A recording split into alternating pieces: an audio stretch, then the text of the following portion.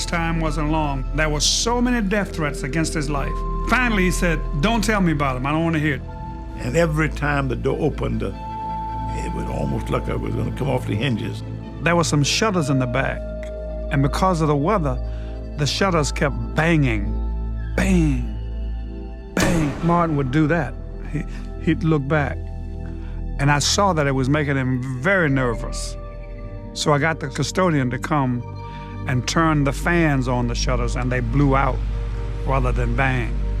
Before he got up, however, Abernathy introduced Martin fully for 20 minutes. Now, you know we know how to get the introducer out of the way.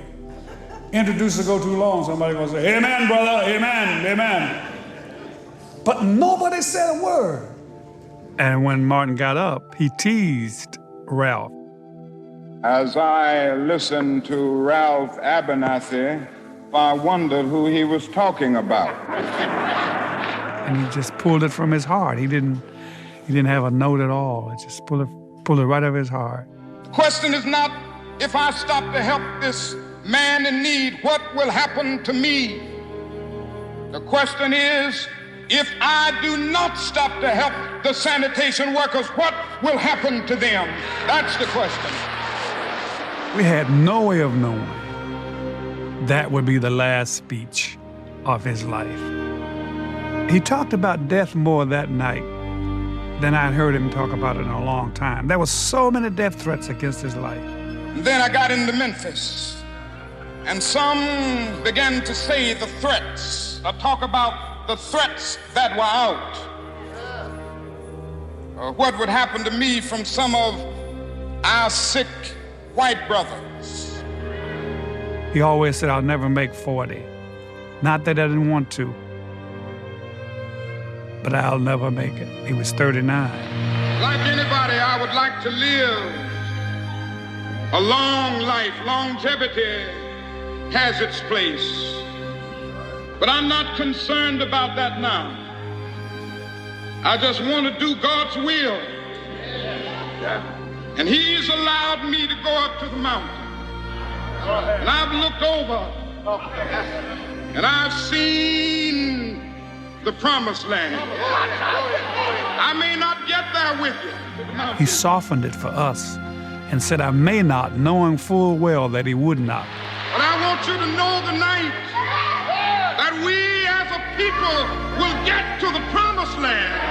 By the time he said that, we were in tears, and we felt something we had not felt in his speaking before. So I'm happy tonight. I'm not worried about anything. I'm not fearing any man. Mine eyes have seen the glory of the coming of the Lord. And he was so overcome, we had to help him to his seat.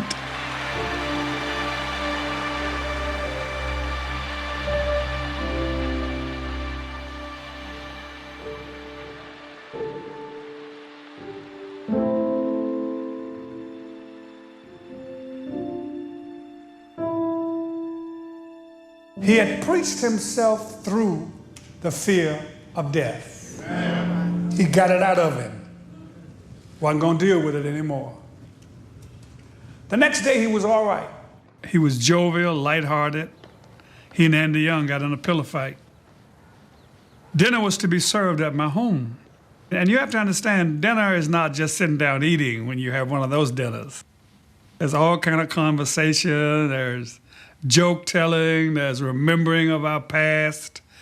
It's a big, big deal. I told him dinner was at 5 o'clock. He called the house, the very same house we're sitting in now. He called the house and they told him dinner was at 6. I came over to the motel at 5 o'clock, knocked on the door and said, it's 5 o'clock, guys, and you're not dressed. Martin said, no, dinner is not until 6. I called the house, and I am in no hurry. I said, that's why I told him 5, because he was never in a hurry. Have a seat. So I took a seat, and I sat there. But that gave me the wonderful privilege to spend the last hour of his life on earth.